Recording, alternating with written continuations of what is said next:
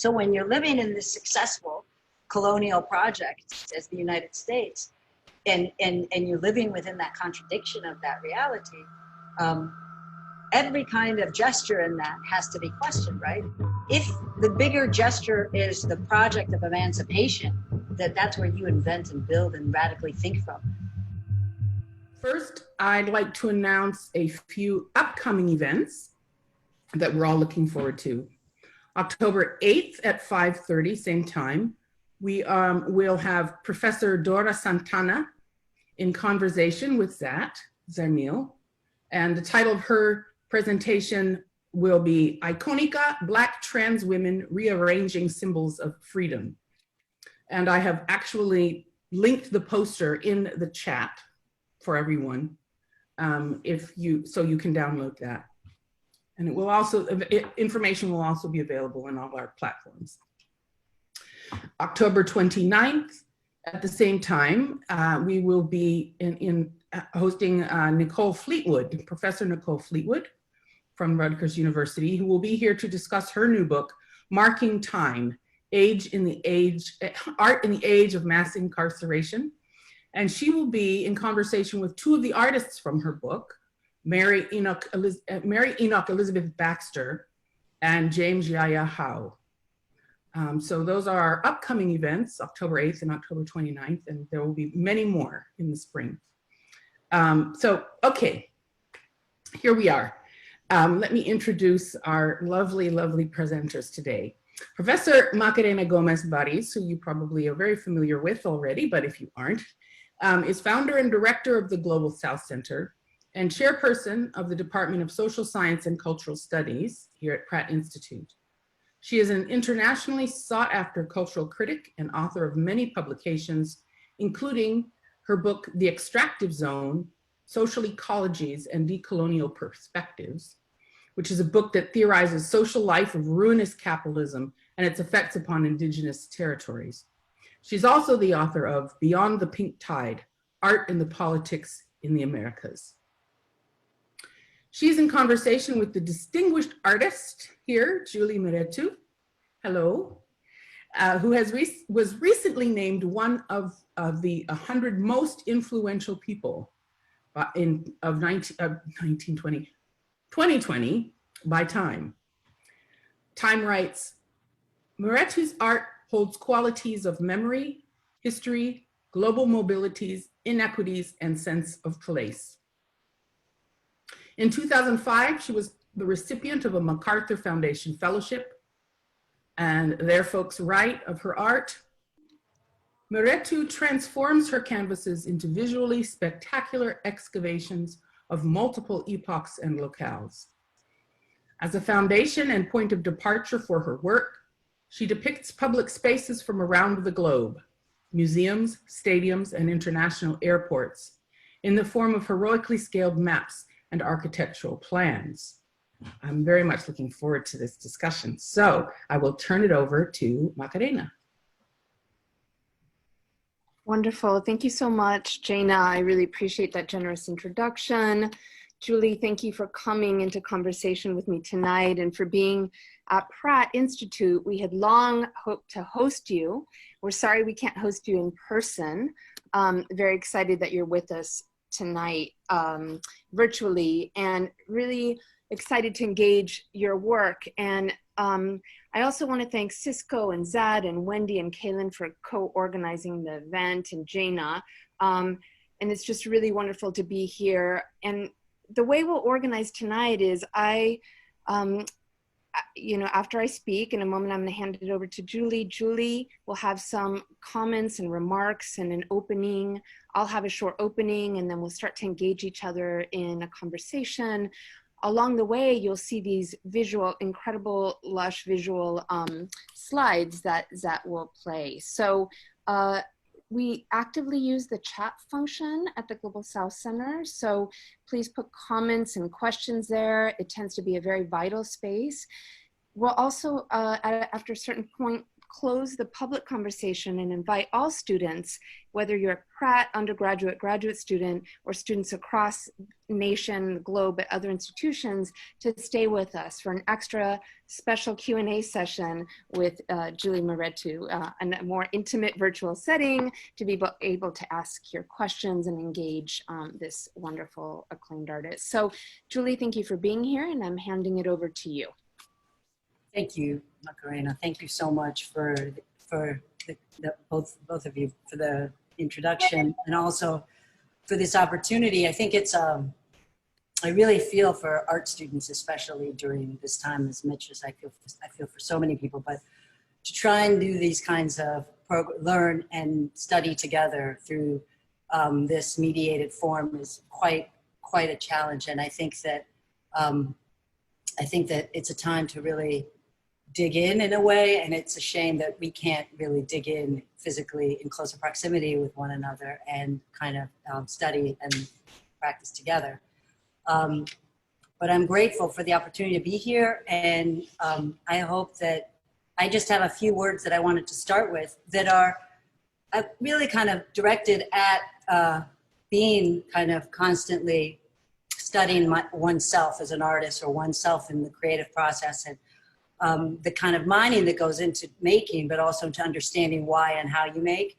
It's a really short response to a friend who wrote something that was that he had published, and I in letters back and forth we had a small exchange, and this was one small portion of a response that I had that I thought I would share as it relates to my own thinking, like I said, creatively, but also as it relates to that questioning of making almost and thinking through this time. Not necessarily this time, but as a painter.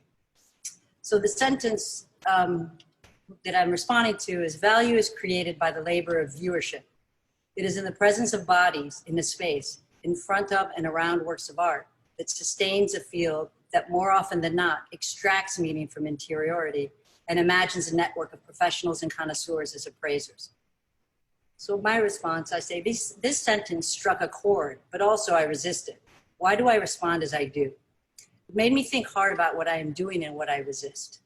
I think my reaction comes because it brings up a question central to my being as an artist and making as an insistence of being, of becoming and a continual evolution of being and becoming, making as liberation, and both making and existing as an insistence, which by itself is a revolution in the face of valuation. This insistence on making is a form of making, doing, and being outside of the valuation of labor, as in the commodification of labor, as in the capitalized commodity of world of Marx and thereafter. And I don't necessarily claim to have the philosophical or theoretical language to argue against it, but my intimate reaction comes from an intuitive place. And it's the same place that I make from.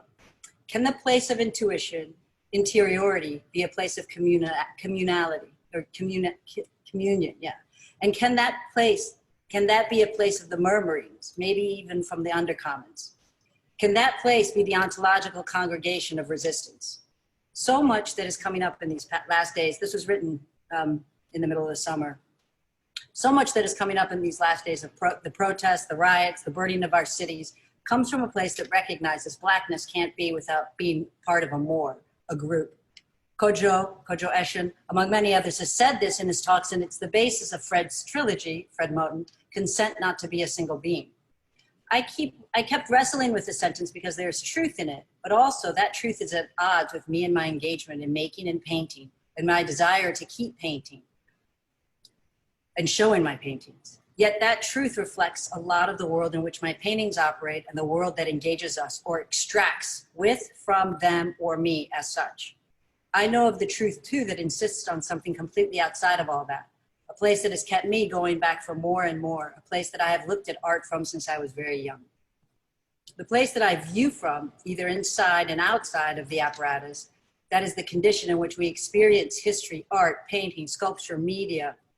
That viewing does not feel a labor, but a participation in the communal. Viewing, like listening or reading or watching, can be a form of experiencing the ancestral, the communal, and the revelatory. It can be transcendent, exuberant, or mundane. It can be participation in the ecstatic insistence of possibility. It can be reverential and an insistence on existence, despite all the conditions in our world to defy that existence. Especially considering the condition of being within the history of slavery and relegation to pure labor value to one's existence, an effort at the erasure of being. Art and the insistence of invention, wrangling something else from a shared, learned, and coded language can become the medium of a communal. Art as that insistence can and must exist outside of it all, so that art, invention, can be ontologically outside of labor, valuation, market, and outside the extraction of the interior. If anything, the capital commodification of the invention, of that experience itself is a form of colonialism, a colonial extraction, form of enslavement, form of co-option, one of the machinations of what am I thinking of? But anyway, a form of co-option. And so I kind of end this thing with, I had a kind of back and forth with Fred Moten around this too, and my ending of it was something that he responded to this. It's a quote of his: "How do we practice the continual release rather than venerate the incarceration of the fugitive?" And I just want to leave that as a place to start from, a place for the conversation, in that there's a lot in there, and there's so much in the contradictions of making and trying to paint and make in this moment, and just trying to be. And I think that it's a place that we can start the conversation from, and then maybe a place that we can investigate or interrogate in the conversation with the students.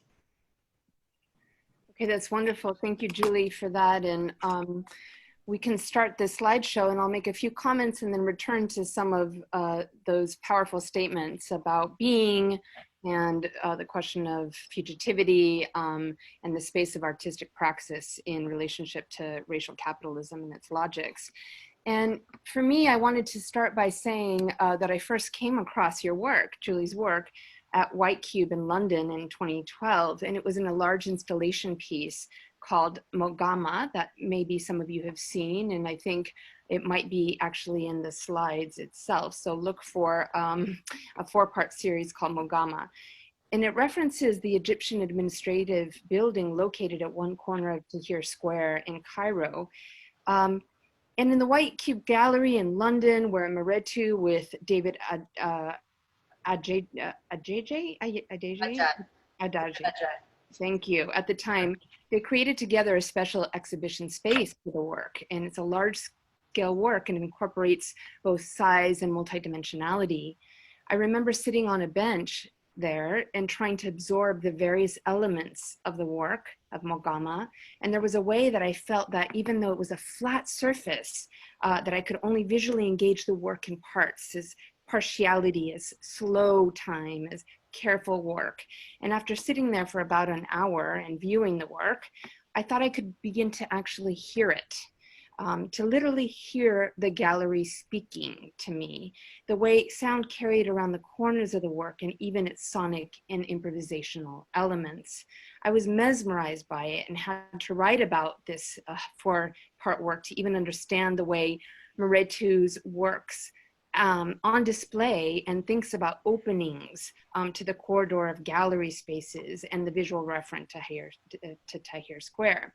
So this has stuck with me. I think Julie's work calls upon an improvisational practice. It has multi-dimensional elements. It's transversal, and it passes through networks of power, and it references large street gatherings, and it thinks about large public spaces in a global frame, but also in a national frame, whether it be Tahrir Square and so many other spaces. It thinks about cultural memory as actually grounded in experience, and it transits between Africa, the Arab world, the United States. And this is, I think, part of what Fred Moten has referred to as a Black aesthetic. And in the LACMA retrospective, Fred Moten writes very powerfully of Mehretu's work, and I hope we can develop this idea. You made reference to it already in relationship to fugitivity, Julie, in your opening comments. Mehretu works in large-scale abstraction, but also the work consistently points to social and political reference. For instance, by working with photographic collage, and you'll see some of these come through, and also empirical events, as we see in the slideshow. there are grids and marks and gestures, and this is very much part of the early work, as you can see here, but then it extends into later work and expresses, I think, a complexity of the world we live in. There are confluences, and there's a falling apart, and there's a painting to and cross currents and cacophony and disarray. And there's also the black line, perfect timing there, and the blur as painting practice, which I think also is part of an expressive form of improvisation. And since Mogama and with events in Ferguson, color, I think the saturation of color, splashes, larger splashes of color have become more prominent, and it's something I want to ask you about, Julie. The painting conjured parts, eyes, Ferguson, and it's ink and acrylic on canvas, which is 2016 work. There's vibrant color and movement and deep blues and indigos and expression of a militarized night. But there's also a way that the earlier paintings like Black City, 2008, I'm not sure if you'd say that that's early work, but 2008, reference then work 8 or 10 years later, Black Ground, 2016, and then there's works like Projects that kind of dip into a deep imprint of multiple consciousness, not just double consciousness, but certainly invoking the density of Black urban social life, and dare I call it a Black sociology, not only a Black aesthetic, but to invoke this kind of W.E.B. Du Bois tradition that's not distinct from the social, but actually part of an art praxis. So these are the ways I think we're thinking along similar lines in relationship to your opening comments. And I guess my opening question is, does it make sense then to think of your work as a Black aesthetic? And how do you negotiate that? How do you negotiate the space of the blur? Independently, you've been working with the blur. Moten's working with that in a poetics, so that's very interesting. Also, improvisational movement that takes place in the work in relationship to actual empirical events, say like the events of Ferguson.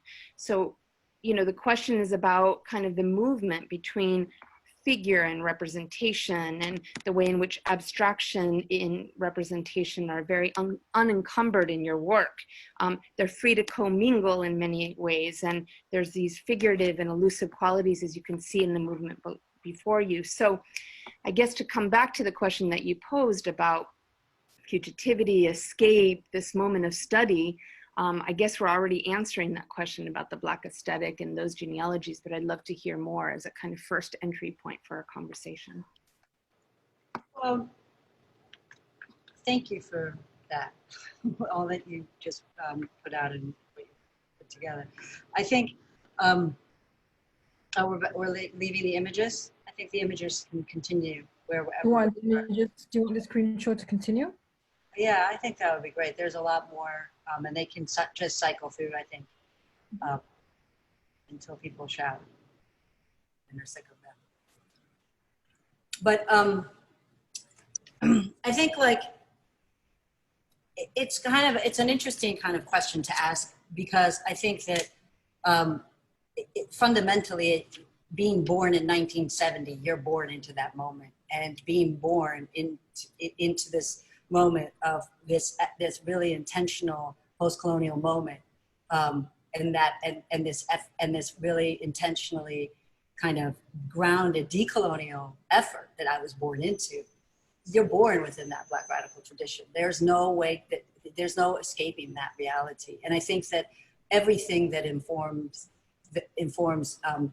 my being and way of like trying to think and make comes from that history. I was born in Addis Ababa. My father's Ethiopian. They were in the beginning, really at the beginning of this emergence of a new form of the continent and a new form of the country, and trying to build a different reality there, which completely became co-opted. And we left, my family left when I was 7 and moved to the States.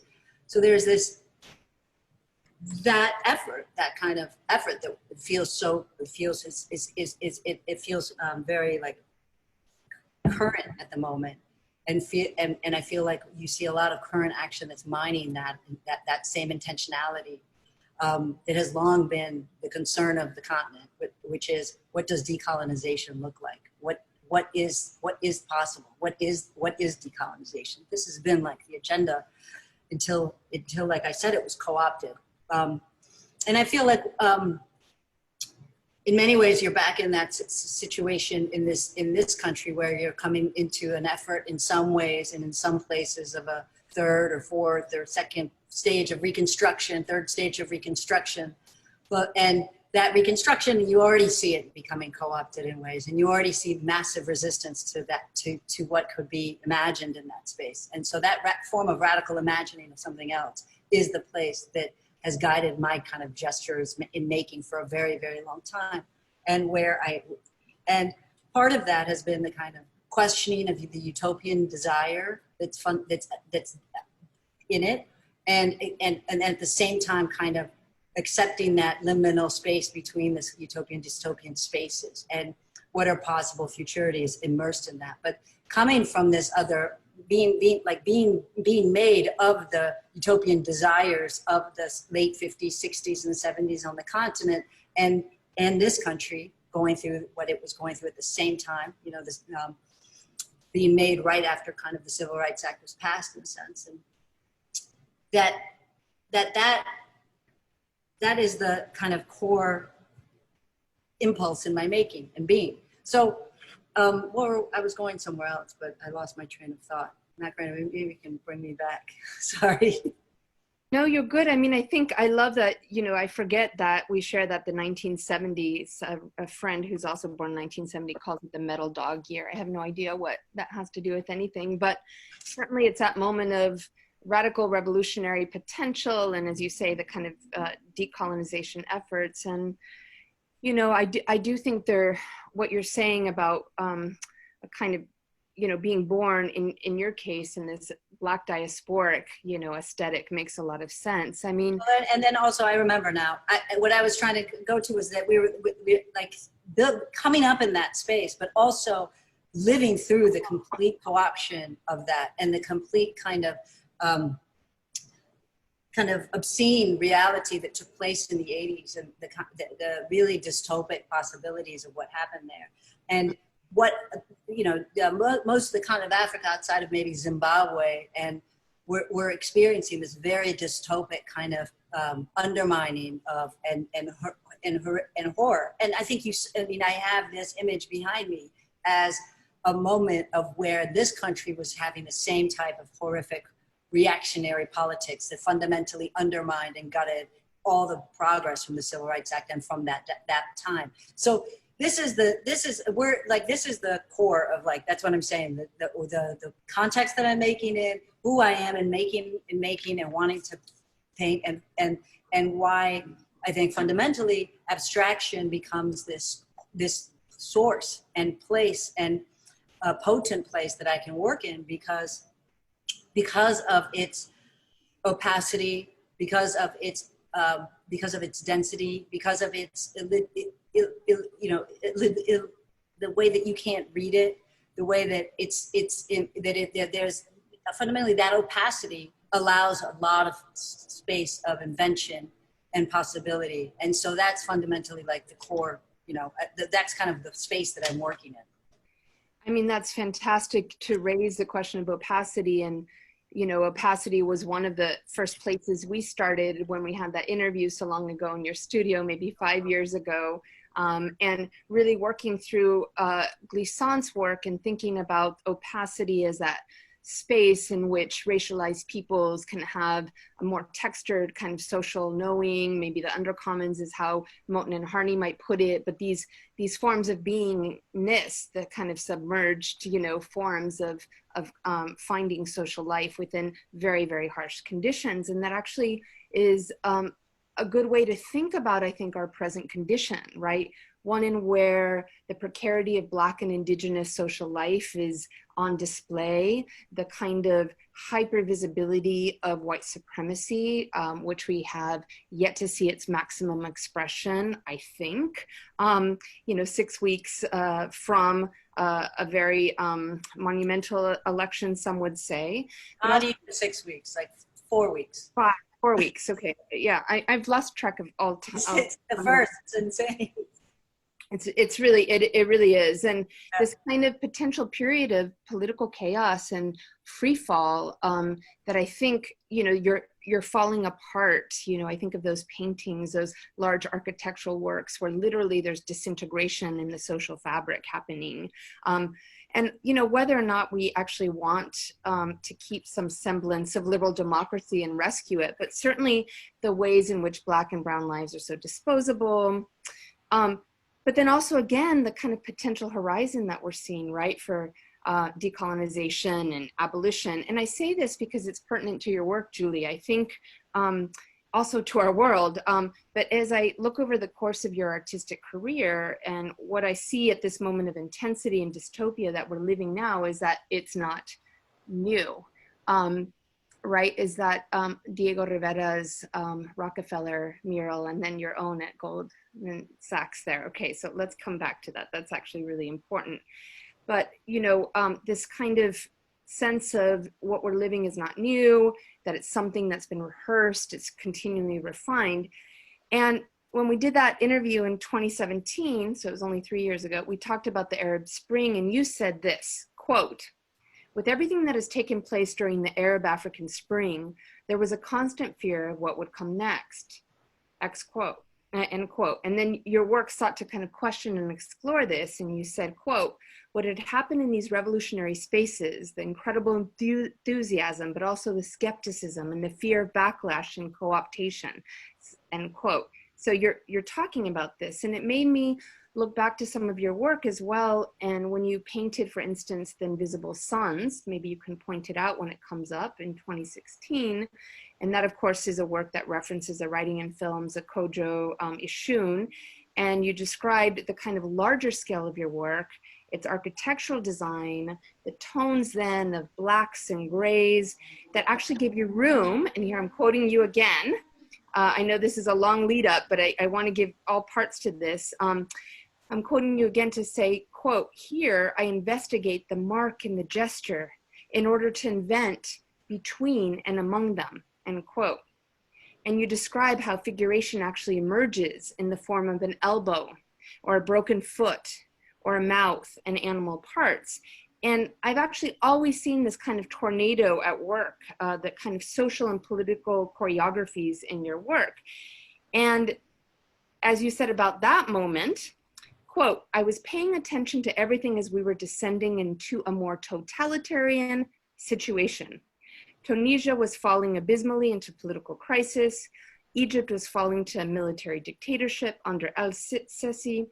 Syria was evolving into the worst civil war of our time," end quote.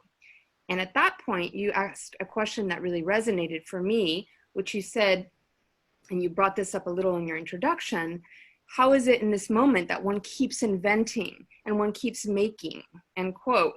So this, I think, is a frame, right, for our conversation, this abysmal crisis and inventing and making and such calamity. And I'm especially kind of interested in that whole setup and making those quotes visible for the students who may be thinking about this right now. So I'd just be curious to any response to your own question in this moment. Well, so while we feel it really acutely in this moment, and I'm kind of, I've been really amazed and moved by the uprisings of this summer and how within a day, I went from the feeling of wanting to get the hell out of this country when I woke up in the morning and saw the CNN reporter or whatever news station he was being arrested live on television, and I watched that happen in Minneapolis, to that afternoon, the announcements of the indictments and the fact that there was this massive protest that just blew up everywhere. And within a couple of days, we had curfews because of these protests in all major cities. And then you had these protests in places where, quite honestly, I would never expect Black Lives Matter to be chanted, whether it was in East Lansing, Michigan, or Lansing, Michigan, where I grew up, whether it was in Okemos, whether it was in Flint, and these are places that I know. But then outside of that, in certain southern cities where you just have the majority, Trump took these places, and you have these roads. So to me, there was something very kind of like contagious about that gesture and that moment. But there's something about being inside of that liminal space that is super exciting and super potent and super intoxicating. And how do we move within those spaces? And I'm not here to like go into that in terms of, but there's a charge in that space, and that's almost the space that I kind of when I try to make sense of when I'm really accessing this intuitive sense of making. I'm kind of, it's almost from, it can't be that space all the time, but that kind of gesture, that place of, there's a particular kind of force in that space. And I think that when you think about this time and you think about how much has come together and coalesced at this moment, it is not like, this has been a condition that we have been living through. I mean, part of these paintings start with the Howell paintings I did for San Francisco, start with the big race riots that blew up in London after the extrajudicial killing of, his name has left my mind, but and I'm sorry about that, but in London. And this was in 2013, at the same time as the kind of last, or 2013, 2014, my mind is blurry now, but it was, those images preceded the kind of explosion of those types of images that took place in the United States in the last years of the Obama presidency and leading into the election of the monster we have now. But I guess like that's the space that, you know, that's the tradition, and that's the, you know, being a Black artist, being an artist of color, working from this place of like of trying to invent and caring about abstraction and trying to invent within that. That's the condition that we're working in, and that I'm coming and working from. I'm not trying to answer that so simplistically, but it has been like, in a way, the intersection of my sources. And I think it's just really like this show that we put together, this show that a lot of these images come from, and the work kind of builds into, this is work that goes back 25 years.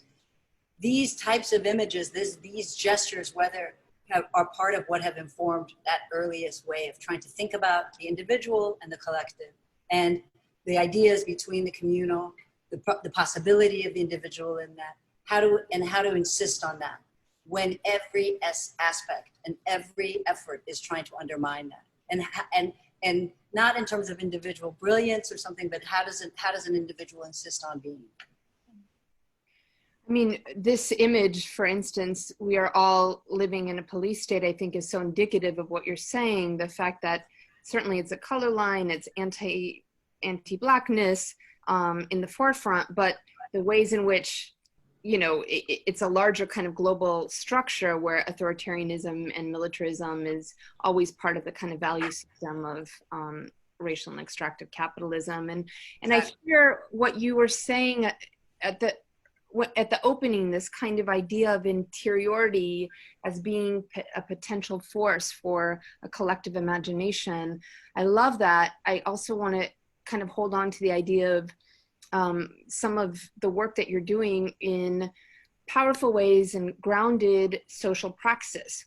And because Global South Center, our kind of tagline, or we think a lot about thinking, being, moving, otherwise, this is very much at the center. I want to kind of bring up that in 2001, and before you had your first solo show at the project, you spent a lot of time in upstate New York. You spend it with artists and writers and curators, and you began to make space that brought together a number of you on the land that Lawrence Chua had, right? And this kind of project of establishing Denniston Hill Farm with two friends and colleagues, and you describe this kind of space, which sounds very utopic to me, and you can tell me more about it, but I think a lot of us are imagining, you know, with Jana Brown, who has a forthcoming book on Black utopia and other kind of forms of making utopia, you know, and obviously our present condition, it sounds pretty good to go to Denniston Hill right now.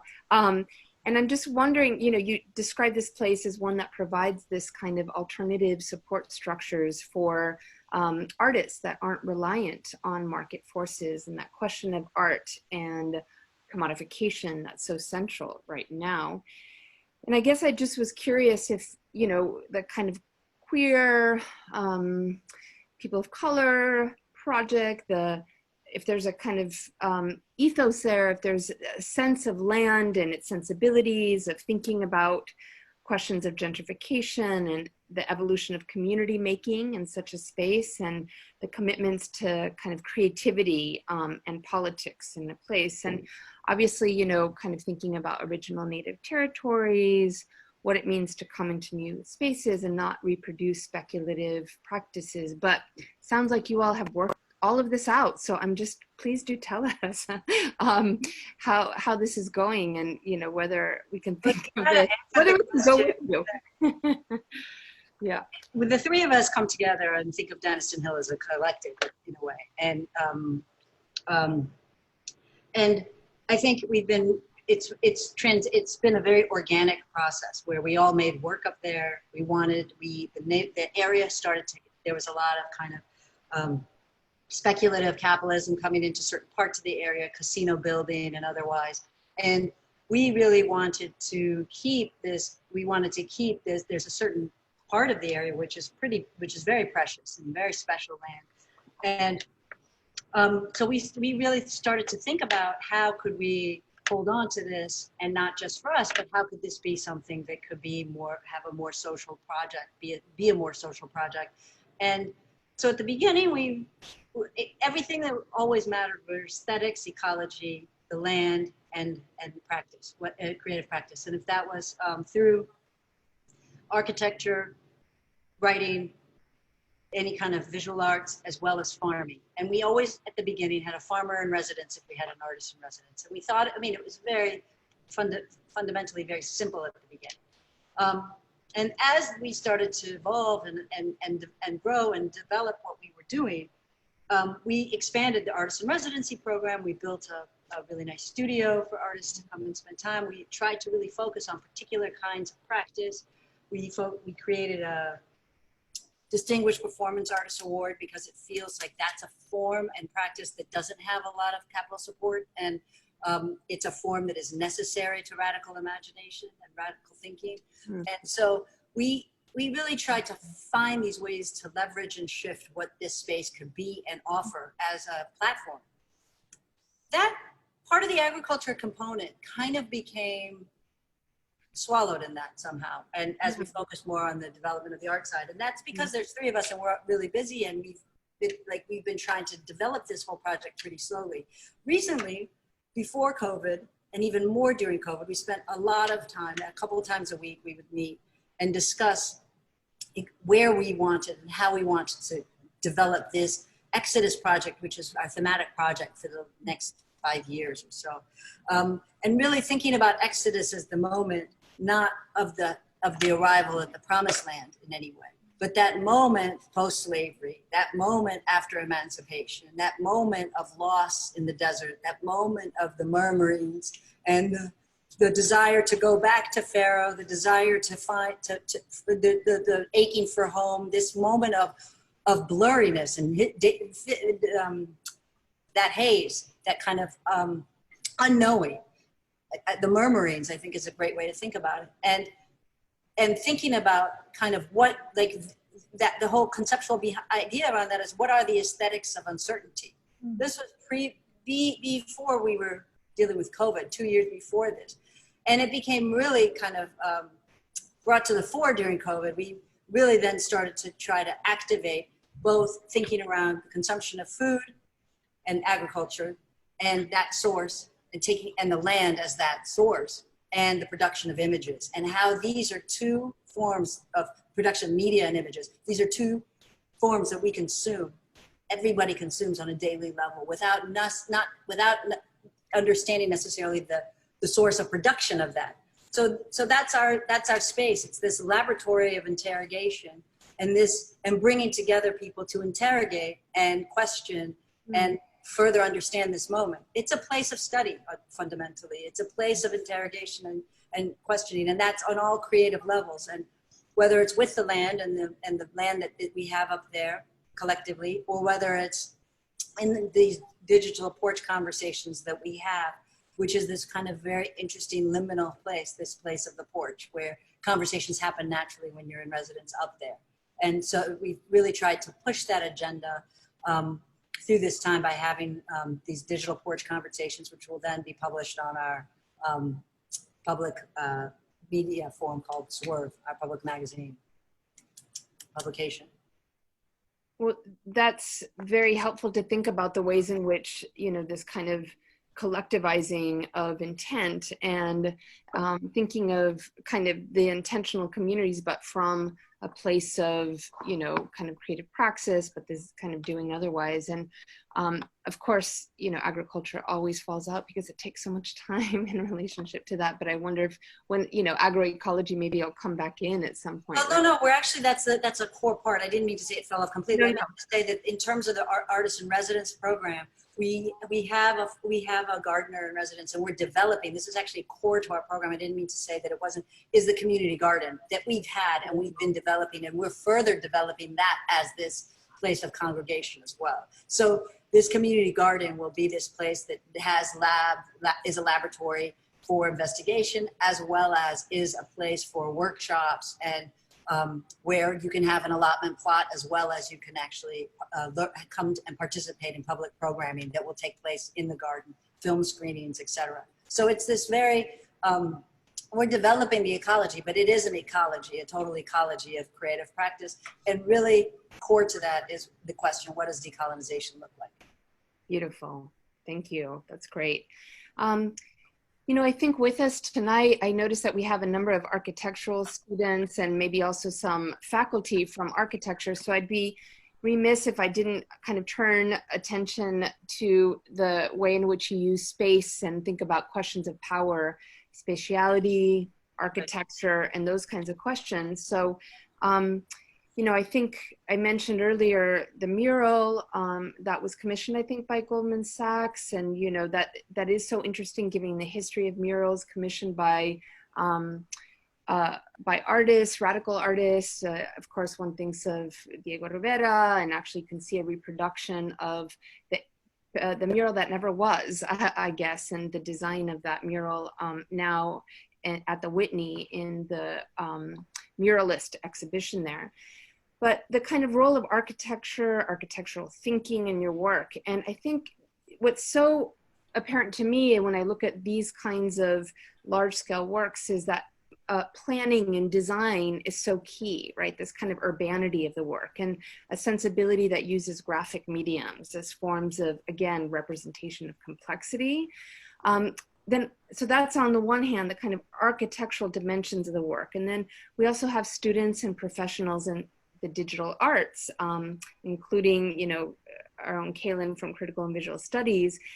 And I know that some of your work has been definitely influenced by early computer painting, say the work of Albert Oehler, and actually, Julie, just such a wide palette of influences that shows up, and the way in which your work actually defies categorization. I see the art historical, you know, canon moving and trying to kind of name your work, and you know, it really defies categorization. But I think that there is this computer-based practice and of luscious painting and even the archaeological elements of the work. So I guess I'm wondering if you could talk a little bit more about these pictorial geometries that you use and the kind of use of scale and light in your work, and more about kind of technique and also the function of shelter, housing, architecture, planning, design elements. And in the LACMA exhibition catalog, just to note this,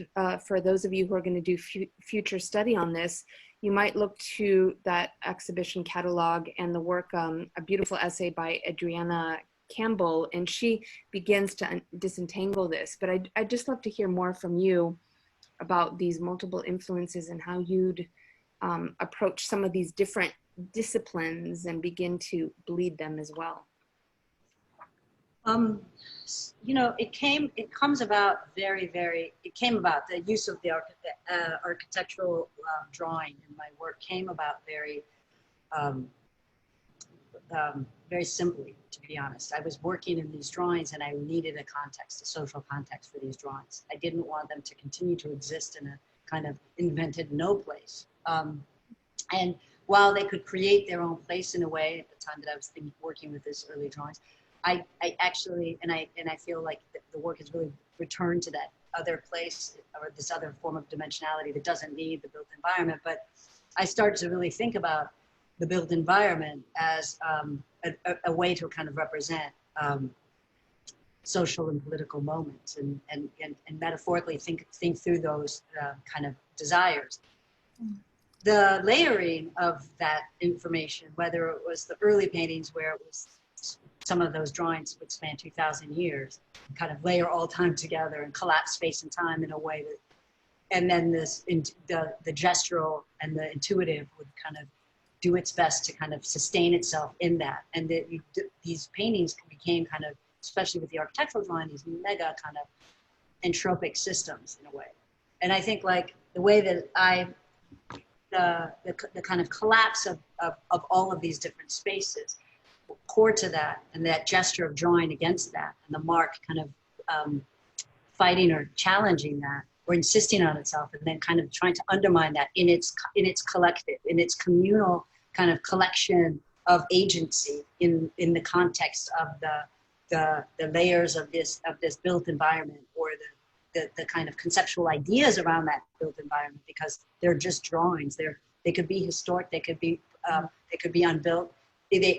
And then the kind of layering of them, that compression of that time, that compression of those desires, folds them into almost a certain sense of suggestion of something, but also opacity. Mm-hmm. Fundamentally, I think that's the condition, that condition of Blackness, the violence of existence that one lives through, and that continuous kind of space of violence of one kind of constantly is negotiating, trying to, this constant, as I was saying earlier, this constant kind of evolution or evolution of the fugitive, you know, that I said earlier, the kind of the continual release of the fugitive, that constant effort is in the marks, and in the architecture kind of provided in different ways this way to learn more about that, but also provided the context for that.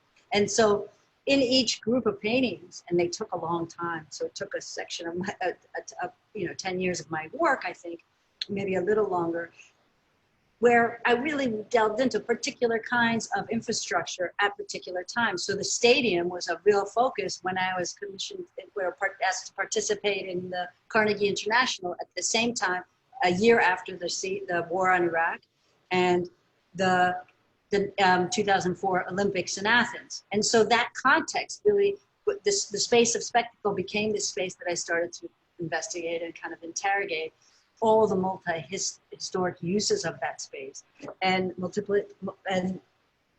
thinking through that, like what could happen in that, what could be represented in that, what, like this aspect of nationality is branding, the kind of hyper neoliberal system of what are the contradictions embedded in that, were kind of the way that I started to ask those questions. But through painting, I was thinking about much more about the way that the marks could interact with context and time and space.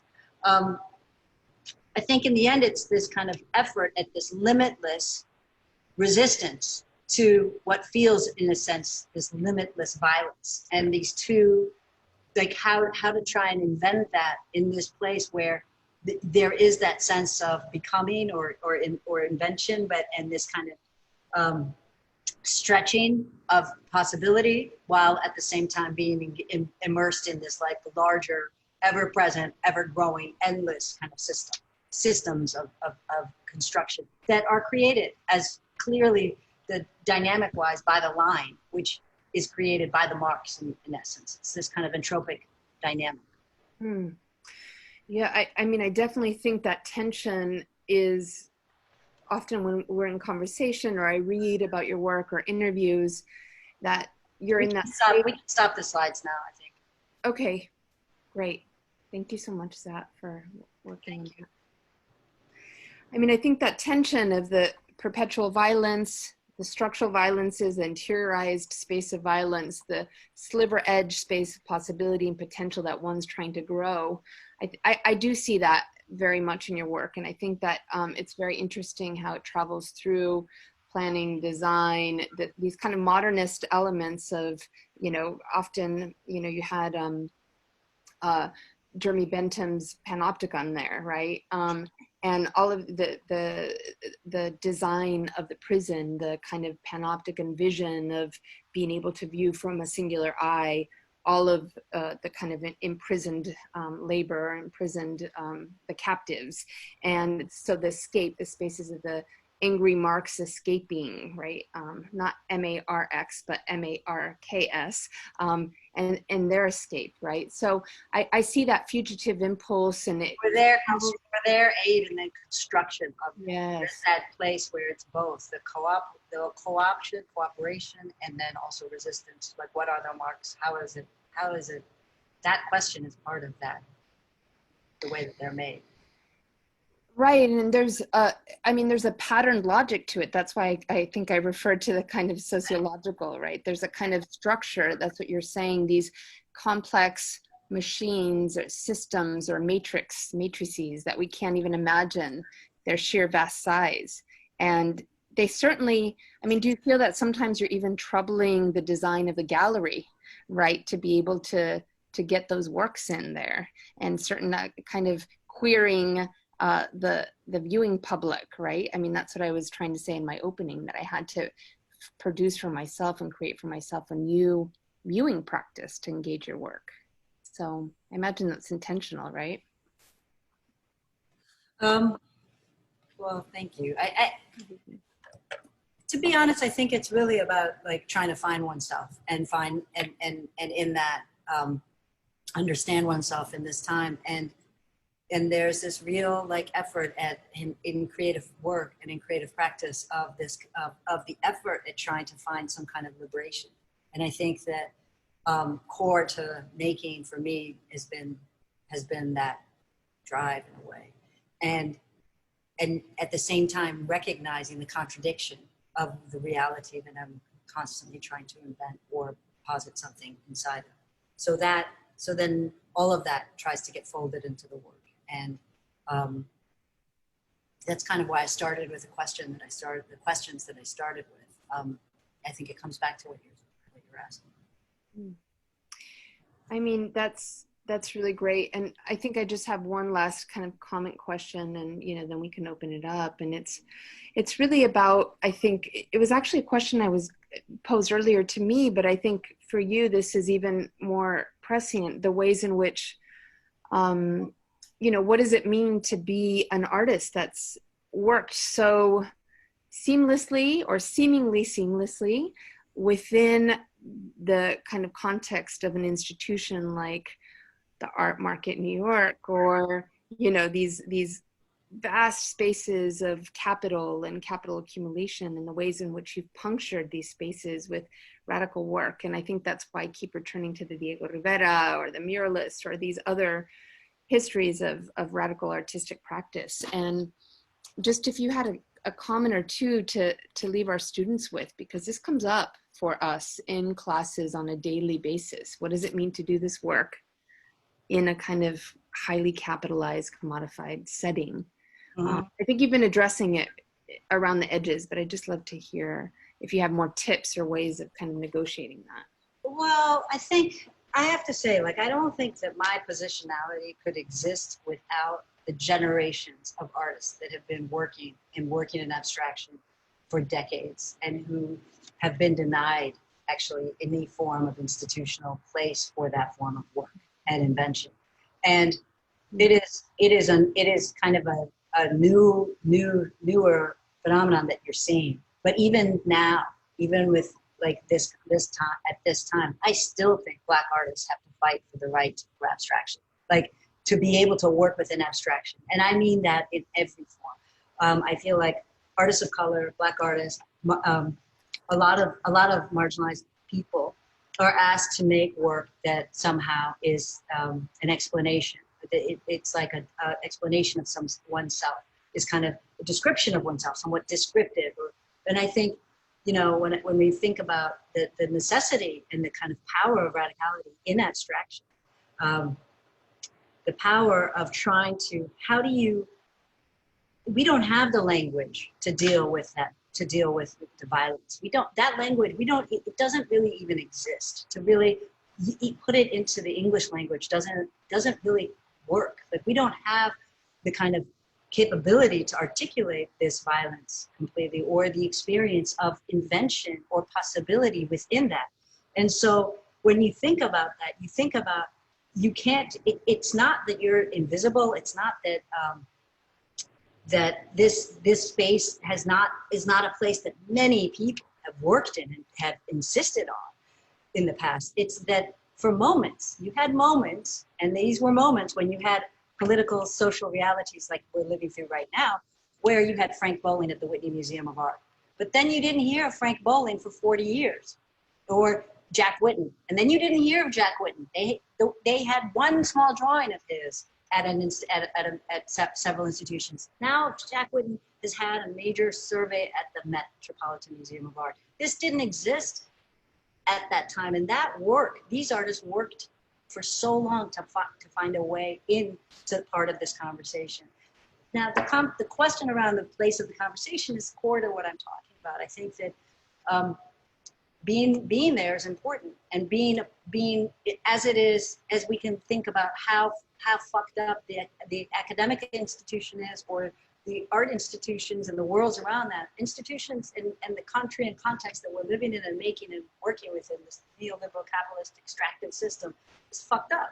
But within that, we have to find our potency and our capability and our space of working and trying to invent radically. And for me, being able to use the work as this platform for exchange, this platform for possibility to talk to and cross, use the exhibitions, use the work as a platform to engage and learn and study and push radical imagination into a different space, to really kind of think about imagination as the act of forming these kind of, really inventing new ways of being, new ways of living, and new ways of kind of existing. All of that comes through in creative practice. And so I think the contradictions inherent in working and making, especially working and making in paintings and objects as paintings, is complicated, and it's difficult, and it's a space that, but it's the space, it's what I've worked in since I was young, and it's the space that I feel most potent and most capable, and I try to use that as a space to try and, to not be lazy, but also to really be free. And I think freedom in that space is essential. And that means also to find a way to liberate oneself from those kinds of preconceptions as to what are, how those forms and how the context should form or contain one. Okay, well, this wonderful conversation. Yeah, I think that's a great way to pass it back to you, Jaina. Thank you, Julie, for engaging me on all of that material, and it was really beautiful to see those slides behind you, and we'll open it up now. So Jaina, go ahead. Yes, we'll open it up for questions. We can use the raised hand function. So whoever would like, I will unmute you. And let me just invite, again, people in the chat, and to say that, there's a lot of questions here that could be raised, anything that we talked about or that you're thinking about in your classes. So I do see something in the chat, Jaina. I'm having a bit of trouble finding them in the chat. So Sarah, Nicholas, Julie, they and she say, thank you for the discussion. Could you speak more about the dynamic between creation and extraction, even within the context of abstract work? And here I'm thinking about Nicole Fleetwood's theorizing around the spaces between a photographer and a subject, between intention and what meanings emerge, the politics of representation, how art is mediated. So thank you, Sarah, for that question. And wonder if, Julie, you have a response to that. Yeah, I mean, you know, since I was really younger, since the early 90s, I was collecting media and cutting images from the newspapers and using that as this kind of way to keep a visual archive of this time. And sometimes it was parts of the newspaper or whatever, and other kind of ephemera of whatever moment we're living in. And I kept this stuff, and this stuff was always in my studio. And I, at one point, even made these kinds of drawings in response to different photographs. That always didn't feel right. And but I think we lived through understanding this time through this like strange media, news media or mediated images of events, whether they be video images or photographic images. And I have never really felt very comfortable actually using the photograph in the work. Or showing the photographs in the work. Sometimes I've shown and represented parts of the photographs as an archive and catalogs, and usually in my different books have had parts of the archive or selected images from that in there as a time and social context of which the work was being made. But when I have used photographs of particular moments, usually those are photographs that haunt me and stay with me, and I blur them. And I blur them because I'm interested in the kind of time, light dynamic of the spatial dynamic that's created, but not in terms of the kind of extractive like dynamic of who is the individual in that photograph, what is the occurrence. Like it's like there was a moment when I was using the architectural drawing, like I would trace the architectural drawings of our continual erasure during the Iraq War. And I would trace the buildings that we were bombing, and I was putting those into the work. But it was through projecting those photographs and then seeing that blurred that I became much more interested in painting the blur and dropping the kind of architectural drawing of that space. And that's because of everything that's afforded in that blur. What kind of possibilities that allows in terms of invention of meaning and. So I think like one doesn't know what these photos are that you're looking at, or these photos that inform the basis of the painting, the color context, the palette, or the light in the painting. But it's that event, that particular moment in time that does inform that painting. And then this painting morphs into this other thing. And that's one layer, one tenor in the information in the painting. I have a question. Yes. So I was really moved when you were talking about the charge. You were saying there's a charge and an energy from which there's moments that you work from, not every moment, but right. And so from within that charge, what do you think, which is interesting to me because I'm thinking in my own work about utopia in that way, the energia. Are we thinking differently about the function of our art? And I'm thinking also about the graffiti that sprung up around the city during lots of the uprisings and how they've become sort of being preserved as murals in the streets of these gentrified and or opulent neighborhoods where Black people are excluded from. Right, so anyway, I don't know if it's a question, sort of a question. How do we think about that? I think that's a different issue, but I think, or related in a way, but I think there are two different kinds of questions there. The one about the charge or like making from that place. I think that for me, working from a place of intuition has been the only way that I can really like evolve work and make really big steps in what I'm trying to think through. Mm-hmm. In fact, I learn and understand the world through making. It's not that I understand the world and then go to make something.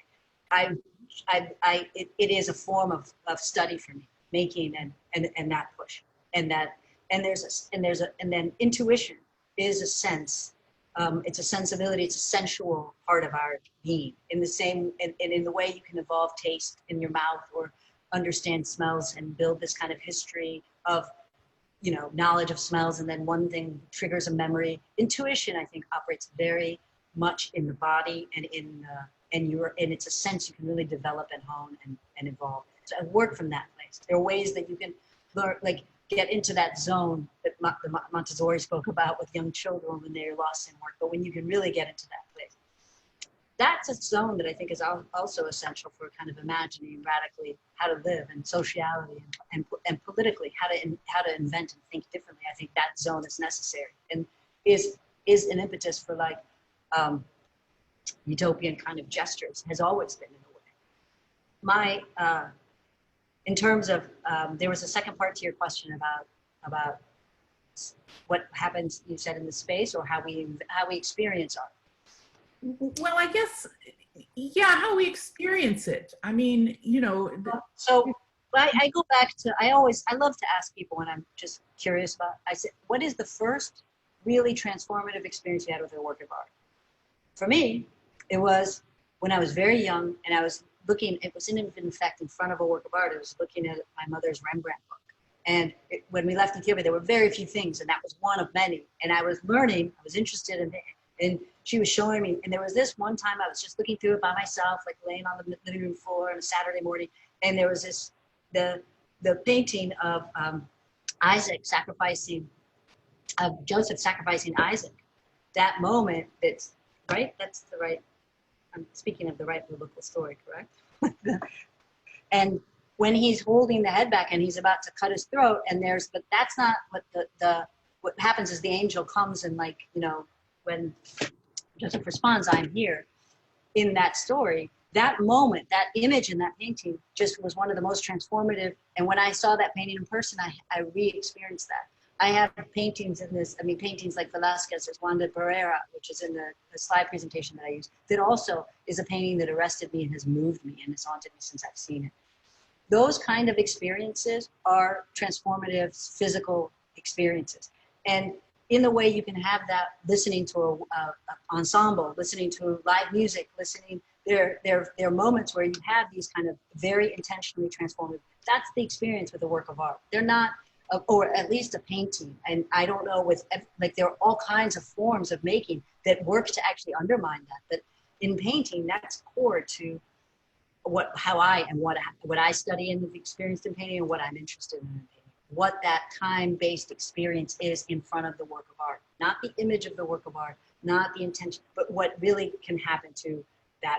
And that transformation, however tiny, whatever, is potent. And there's a potency and capability in that.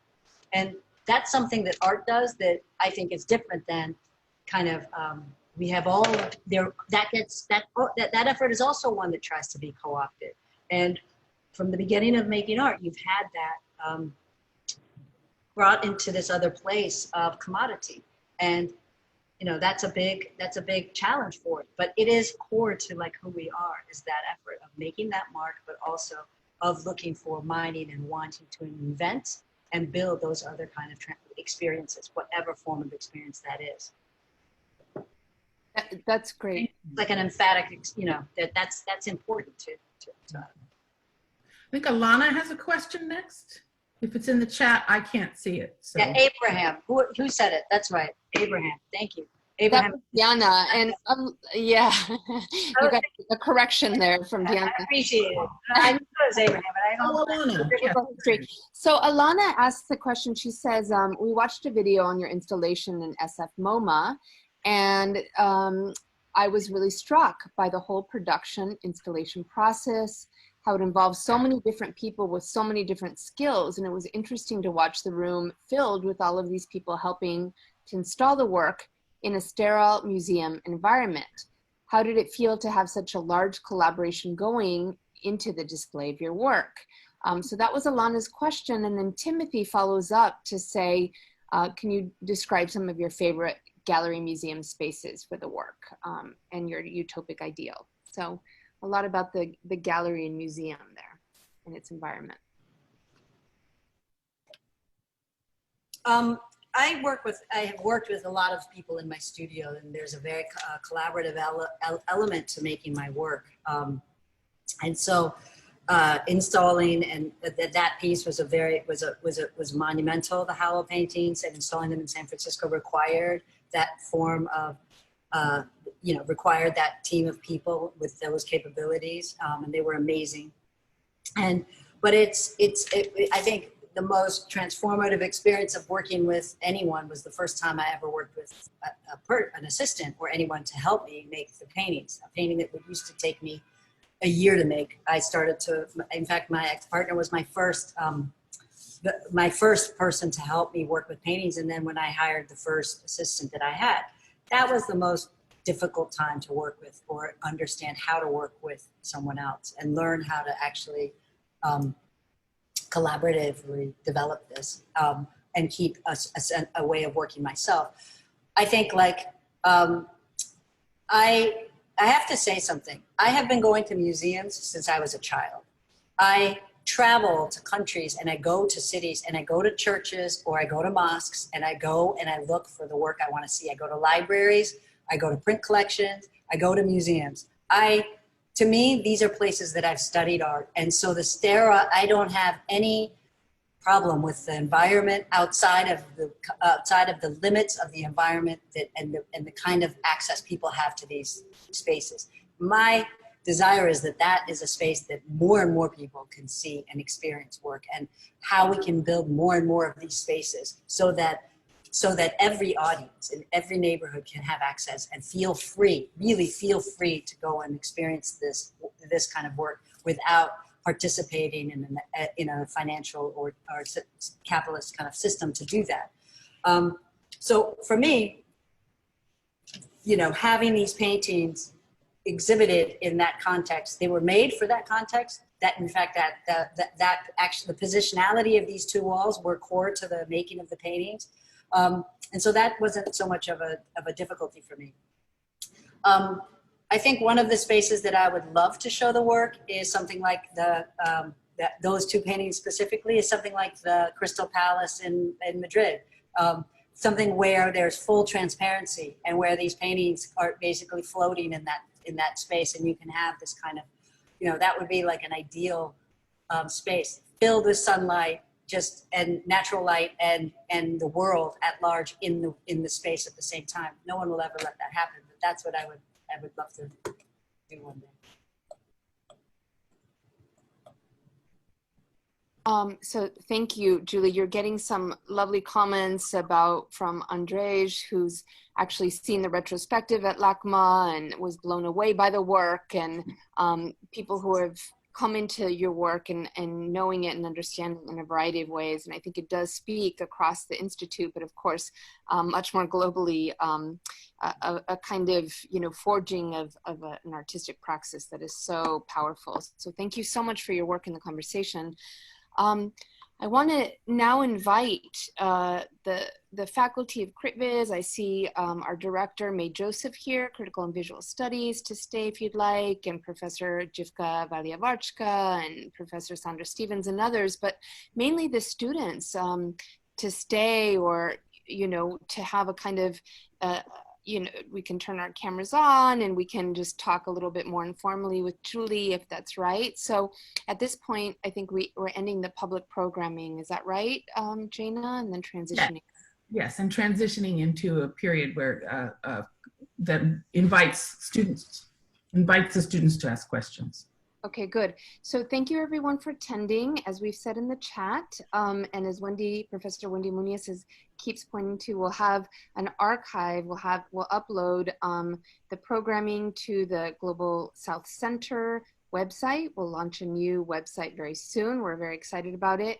And you'll see an archive from the Social Media Lab that has all of our past events. And please join us for upcoming events, which you can find again by writing to Cisco. I think Cisco, maybe you can pop in your email one last time.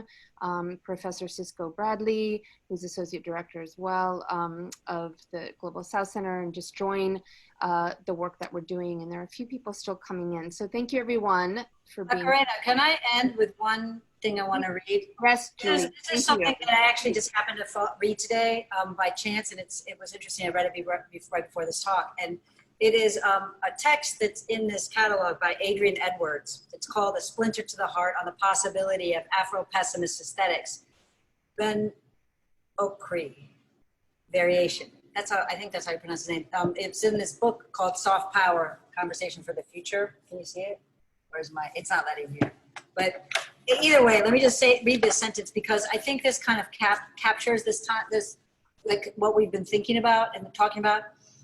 She talks about, this is towards the end as she's closing this big, really interesting text I recommend to everyone to read.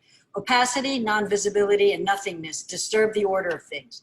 Blackness beckons non-visibility in search of its own event horizon, an absolute void that is not nothing, which is to say not a single thing, but perhaps maybe a multitude constituted in and through chance and chaos. Non-visibility and nothingness would be our extreme abstraction, to which there are myriad approaches and styles as a condition of possibility for the imagination, where through its ruminations there is a refusal of fatality and an embrace of its capacity to enchant. For enchantment, though seemingly disconnected from reality, bewitches, charms, exalts the real. The real has been transformed in the darkness, and darkness has rearranged reality. Just wanted to end with that. It's so powerful, poetic, and really touches on the kind of current moment. Thank you, Julie. Thank you to Critical and Visual Studies, the undergraduate program that co-sponsors the symposium with the Global South Center. Thank you all for being here with us. Jana Brown, thank you for beautiful introduction, moderation, and everyone else. And we hope to see you at future events. Julie, thank you so much for being with us. Hang on for a minute. We're going to transition now and let some people drop off and other students and professors stay on with you for a few more minutes. It will just take you to 7:15, 7:20 for outset, okay? Yes. Thank you. Just a second of transition. Thank you, everyone.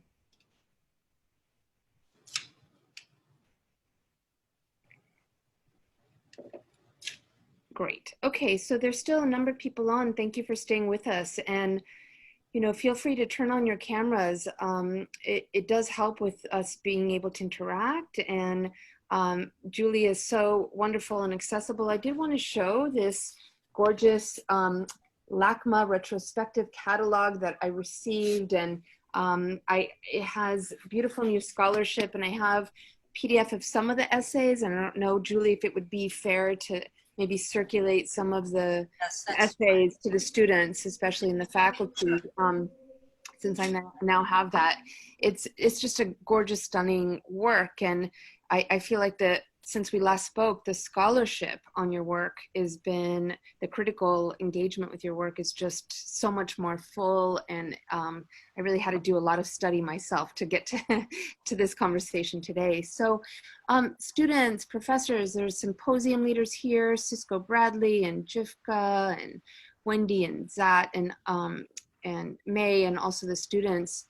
Again, feel free to either pop something into the chat or to engage Julie directly, Mehretu directly. I have a question. May, are you asking? May, Joseph has a question here. Could you speak more about the role of architecture and ruins in your work, please? I think you know, there's so much of the architectural drawing was so formative in so many different ways in the work, and the ruin as well. And I think, I think it was coming from this place. I mean, whether it was the kind of effort at trying to construct something and the failures and those desires, or the contradictions inherent in those desires, or the kind of the intentional disregard for that history and the erasure of that through the decimation of space, especially the violent kind of decimation of space through war projects, and the kind of imperialist, you know, these imperialist tactics of erasure of place or space, or this imperialist colonial tactics that you see happening all over the world, including from this country. And so those, and then so the architectural language and the way that I've worked with it has been to be a student of it, but also to kind of think through how to make sense of these various conditions, like then, and this various, like trying to negotiate these various positionalities within those spaces. So it's hard to speak about it as a whole. I mean, there's so many different parts to that history, but that's, in the end, it's in the most reductive form, it becomes the Cartesian grid. It becomes this other space, this space of study of rational kind of the effort at rational Cartesian kind of study of something. And I think that it's also the effort of trying to like subvert that, like in the way of layering and creating, trying to draw these spaces that are inoperable, that will collapse, that the center doesn't hold. And I think that's how the drawings kind of are, sometimes they feel like physical space in motion, and other time and with a lot of speed, and other times they're really this framework that's at the verge of collapse, or with the ruins, almost a reconstruction or a construction of something else, another form of space from within that. Thank you. I think Zat, you also had a question to follow up, Maze. Thank you, Maka. Thank you, Julie, for joining us today and for providing us with a brief glimpse into your body of work, and Maka for the engaging comments. I wanted to go back to an earlier question that you posed. I think it's really provocative at the start of your discussion when you asked, can the space of interiority be a space of the collective? And I wanted to ask you to maybe expand on what you actually think that looks like in practice. How does that manifest in practice? Thank you. That's that. Thank you. Thanks for the question. I think that's a really interesting. I'm still asking that question, but it's this space that I'm working from in the studio. It's that intuitive space where when I've made a painting that scares me or that surprises me, that's when I know when and that's the dragon that you chase in making. It doesn't happen every time. But when that experience happens, there's something that was unknown in that invention. It didn't exist before that invention. And in that sense, that conjuring, that effort comes from this sense that it's not just me. And I don't mean that in terms of like, it comes from this understanding of self through and there's a collective in who we each are. There's an impossibility that we just exist in these kind of innate individuals. And I think it's trying to understand that, like how can that space, like, is that a space of congregation? Like even just ontologically, even just like conceptually, is it a space where what forms that source in us and that is interconnected, that is accessing these places of invention. What form? What is that? What antenna forms that? And and one person asked me, what organ? If intuition is a sense, what organ? And I thought the belly, the belly and the brain, like the brain and the belly, the second brain, if there is one. But I don't think it's that, because the hand is like as important as someone else's mouth is when they're blowing the horn for that. Like I think it really is in the creative act. Thank you. That's great. Jivka had a kind of long chat question. I don't know if you wanted to summarize, Jivka, or should we read out loud your chat response? There she is. Hi. Well, thank you, Julie. Thank you, Maka. Thank you, Jaina. Thank you, everyone, for this really incredibly rich and beautiful conversation. Thank you for going so deep into some of the practices, and it was a really beautiful analysis of your work. And so I had a question, because with my students, we watched some videos and some interviews with you, and it was really beautiful.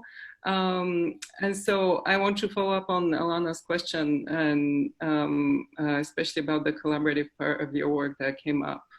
in our class, and we couldn't help but notice this kind of tremendous collaboration that was taking place in your work and during your process, and the kinds of skills and experienced labor that was involved, and so many people, right, and all kinds of work that's involved in the production of your work, and we were talking about the kind of the monumentality of your pieces.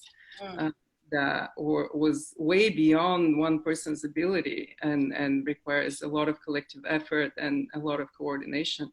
And so the collectivity of that work, and how do you find ways to acknowledge that collective work, and also if you could address the kinds of sort of issues that emerge around individual authorship within the structures of the Western art world and its institutions. Well, they're so complicated. There's not a moment that I have an exhibition where I haven't acknowledged everybody whose hand has been in the work, and I never shy from exposing that. In my the survey at LACMA, there's a big film that there are interviews with the other people who work with me, the people who've worked with me for 15 years. My studio has grown at times. When I was working on the big mural that's downtown, 200 West Street at Goldman Sachs, I worked with about 30 different people on that to get that finished in time. And then there were times where right now my studio is like much smaller, and has been the last few years has been 5 people, 6 people. Sometimes we're 8, but that's all of us. And we work very closely together. Like I said, I've been together. We eat together every day. We really, this is a big project where different elements of the work, whether it's research, whether it's working in Photoshop, whether it's the airbrushing and kind of translating the photographs into a painted kind of blur, whether it's surfacing the work and becoming an expert at understanding the materiality. All of these are aspects of the work that I've been developing and working with and developing myself, but also working with in collaboration with these others. And so I mean, outside of acknowledging them as in those ways, the part that is not that collaborative is in the kind of like imagining the painting. Like there are times where we talk about the paintings a lot. There are times where we're in the studio and we like discuss the work, and many times they think I fuck it up. Like I push stuff in, when we discuss this, but in the end, the kind of like invention of the image, like what I'm trying to do is this thing that I'm trying to conjure. And part of that comes from this place where you're like working with particular forms of technologies and particular forms of capability. But part of it is also like the capability and kind of technologies that I can apply that are in the kind of materiality of the work, whether it's an inkjet printer or whether it's like the acrylic material that we're using, if it's 1 panel, if it's 5 panels. So all of that comes into like, and so I think it's much more like an architectural practice in some of those ways, but also not even architectural, but like the old painting studios. I think this has been a part of like the way these kinds of images are conjured. There are artists and there are ways of working, and there are places in which I work much more collectively, where I actually think of making in a collective. I don't think of my painting practice so much that way. And while it took me a while to get comfortable to actually let go of certain parts of the making, in the end, I really am involved in all of it, whether it's how something's drawn, how something's painted, how it's surfaced, what level of sanding, do I adjust that? All of that, it's really, while it's collaborative, it's not necessarily made as a collective. And then there are times where we do make that way and where it's really acknowledged that way. But outside of the acknowledging them and making sure I try to do my best to take care of them and make sure they're covered with their, like paid well and have the health insurance that they need and are properly taken care of and fed well and are happy human beings, and that we all work that way. That's outside of that, there isn't another collective way that we're working in this studio. What was the other, you asked another question about, there was a second part to your question. Oh, I guess that's it. Okay, yeah. But I do think that the acknowledgement of them, and when I usually refer to working in the studio, I try to say we as opposed to I in many ways, because I do think that we work together and we make these together. That's great, Julie. Thank you for that, because I think it's so difficult to figure out how to negotiate these spaces. And Jifka, what a great series of questions. May, did you have something? I was also going to encourage the students again. A lot of professors. Okay, May, go ahead. Well, I didn't want to take students' time, but It's fine. it's extraordinary work. And I know you left Ethiopia when you were young, and I just wondered if East Africa or the Indian Ocean works in some way in your large imaginary, if there's a place there when you're working about those networks and those connections. Yes, Translated. it does. Tanzania, how can Tanzania not?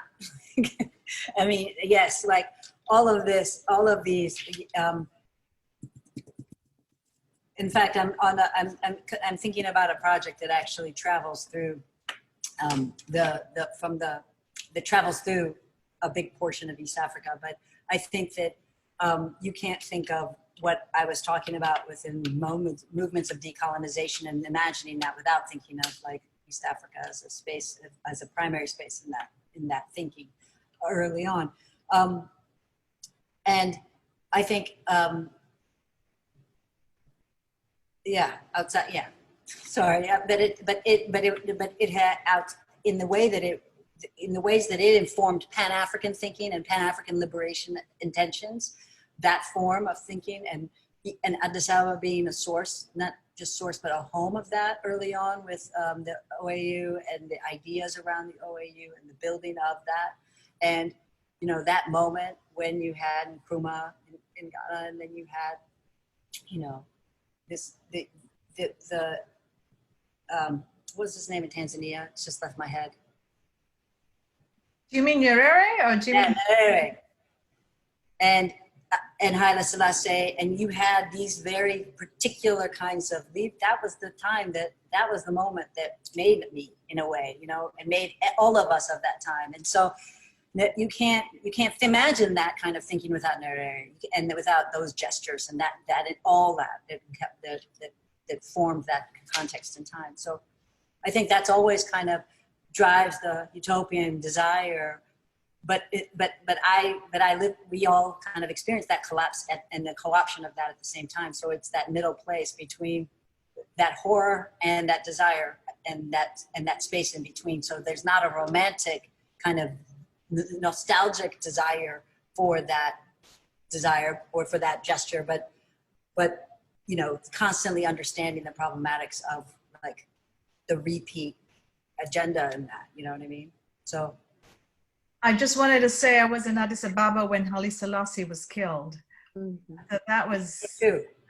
On you too, so that's, yeah. It was an intense time.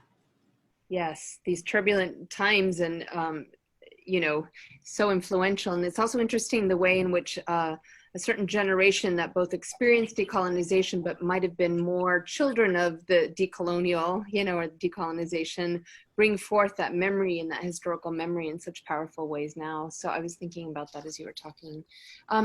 Erin, we have a question from Erin. Do you want to speak your question, Erin? Or I see that you're not online, so I will do it for you unless I hear otherwise. Okay, Erin. We previously have discussed the practice of memorial, wondering how if we can successfully memorialize. Erin, are you, okay. Wondering if we can successfully memorialize the weight that has. I wonder if you have any specific thoughts on this topic or how it directly relates to your practice, especially as it is an evolving, breathing body of work. So the memorial. Like a memorial, like a public memorial. I think memorialization. I think memorialization, memory building in public spaces, these kinds of questions, I imagine, is what Erin is speaking to.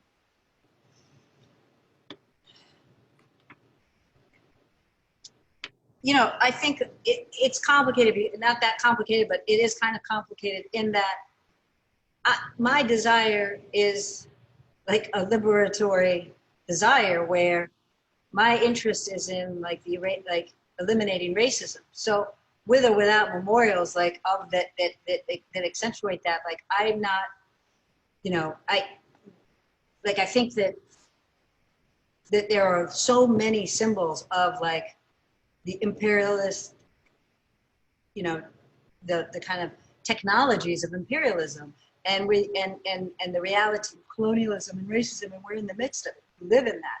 And so when you're living in this successful colonial project as the United States, and you're living within that contradiction of that reality, every kind of gesture in that has to be questioned, right? Like, so when we are thinking of like, and I'm not opposed to forms of erasure, and but I'm also like, understand how erasure has, and how that has been co-opted, or how things evolve and change. So if the bigger gesture is the project of emancipation, that should lead like, and I mean like really in the most open level of emancipation, that's where you invent and build and radically think from. So, you know, when we think of like, there isn't like, it's really interesting thinking about Haile Selassie. I want to go back to Haile Selassie, because when you had the post Black Lives Matter, not even post, but because they were still occurring at this moment, but right after the huge upheaval this summer, when you had the kind of instantaneous protests all over this country, and then you had European protests, and you had this kind of this graffiti happening, or destruction of different forms of monuments all over Europe.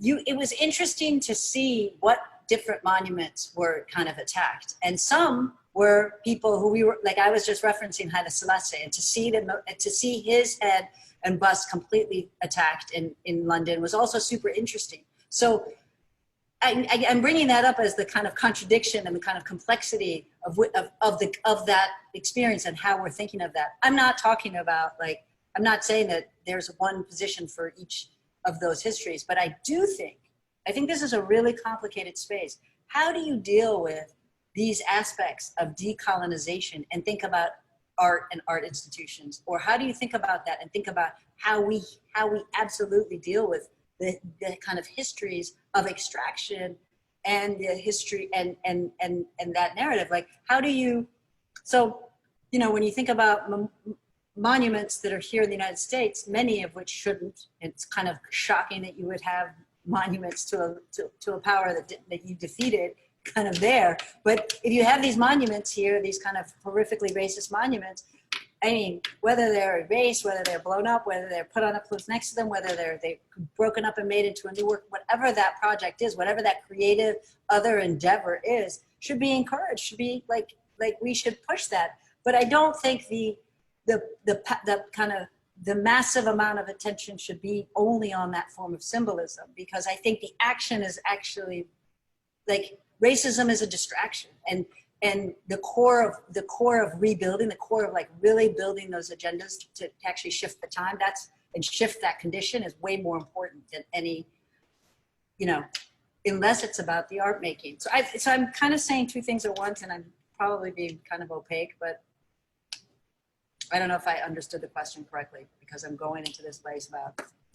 No, I mean, I think you're talking about the dialectic of memory and forgetting, and the complexities of certain kinds of political selections that are made, and also the kind of evacuation. I mean, what we haven't touched upon is that a lot of the history that you're bringing forward, and that May tells, and the Eastern European histories, you know, that Jifka writes about, and post-colonial, and, you know, Cisco and Zach, everyone around this, there's a lot of kind of knowledge about some of these histories of decolonization, but I feel like there's also absences, and certainly in a kind of public context of right-wing constant attack on education, and being able to actually stitch these histories of radical, you know, revolutionary potential and resistance together. I mean, we have classes that Cisco teaches on revolution, actually Revolution Now, to be able to tell those histories. And so I think that, you know, this is what you're discussing, and the complexity of how certain things get taken up and not taken up in. Well, and I think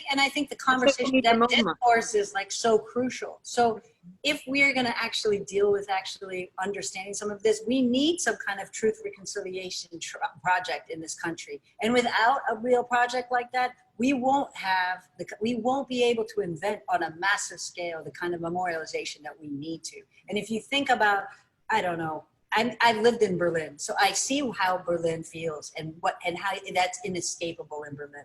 No one can escape that. No 5-year-old kid going to kindergarten can escape what the reality is of who they were, what they are, and how they are now.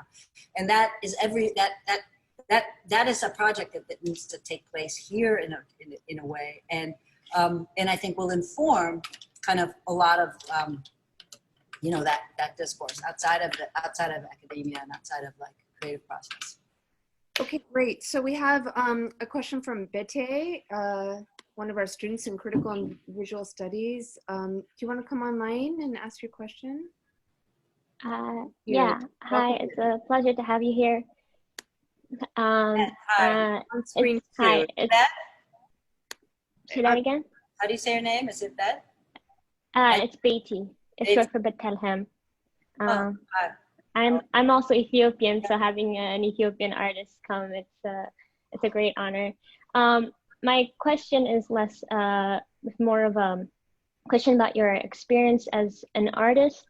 I was just wondering, do you ever feel tired after producing your work? Because I know, for me personally, as a young artist, trying to create work that's both political and personal and exploring the self, after I complete something, I always feel a sense of exhaustion. And I was wondering if you also feel that and how you work with that when you produce all these really, emotional and immense big pieces of artwork. Yes, I do. Great question. Very much so. I think, I don't know who it was, but yeah, I do. I feel there are days where I feel really rejuvenated and excited and kind of inspired and then other days where I feel pretty drained. The big, huge works are really like, we do them as a group. I mean, we make those and they take a long time. So the project I did for San Francisco took 1.5 years. And there are many days where I'm in there by myself, but there are many days when we're in there as a team and where it coalesces. And usually at the end we have like we all get together and drink a lot and celebrate. And but it takes something to make that happen. And yeah, it's usually. But also I should say that I don't know if it's because I'm getting older and I feel like time is running out, but I feel like I get less drained, and I want to keep, and whatever I have finished has is kind of pushes me to make more and is move to the next thing. So I want that evolution to maybe happen faster in a way. So, but it used to be more draining. But yes, I do. I get tired.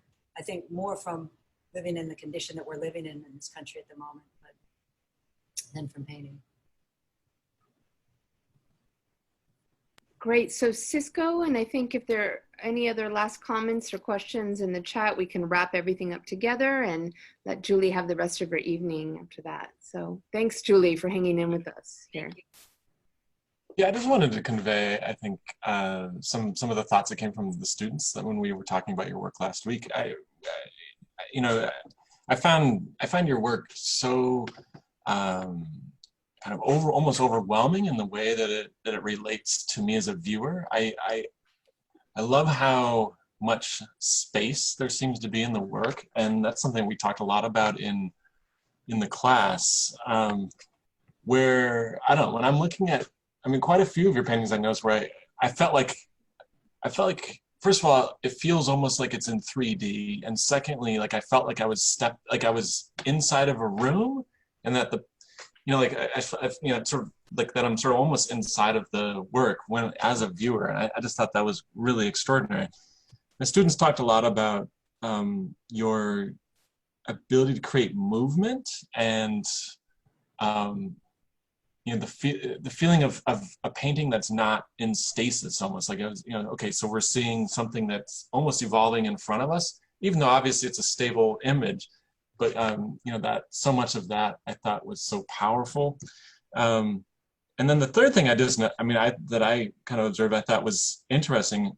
When people talk a lot about the architecture in your work, for me, I almost felt like there was something archaeological about it, in that I felt like there were layers. There's so many layers of the images and the way that you're portraying, whether portraying a particular space or existence. And I don't know, I just felt like there were so many multiple things going on all at once. And I don't know, I just wanted to say I really enjoyed your work, and again, my students were just kind of blown away by it. So I just wanted to mention that. Thank you.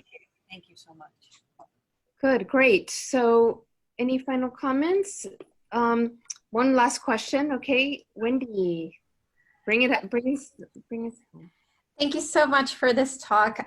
Also going back to my class, we talked a lot about obfuscation in your work, and how students were extremely confused, and this kind of created like a standstill.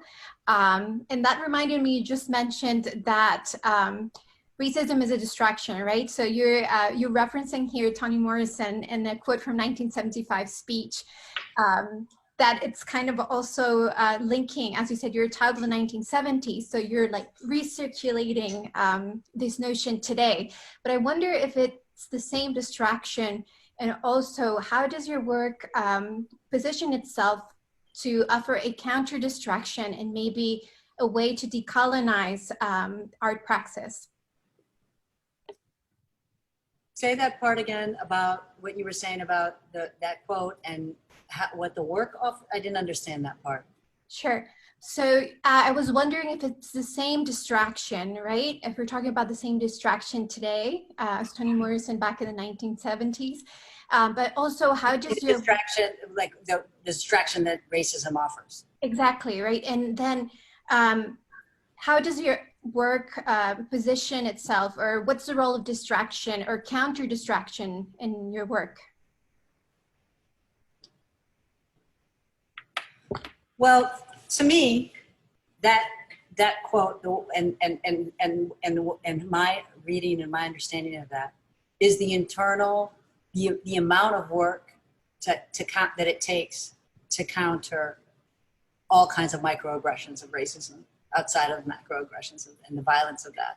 But the efforts at having to prove yourself, she was really talking about the effort, no matter how well you write, no matter how, I don't remember exactly, but it was something like that. She was talking in the context of, you always will have to prove that effort of, is this good enough? Have I received enough degrees? Have I done this? Am I, getting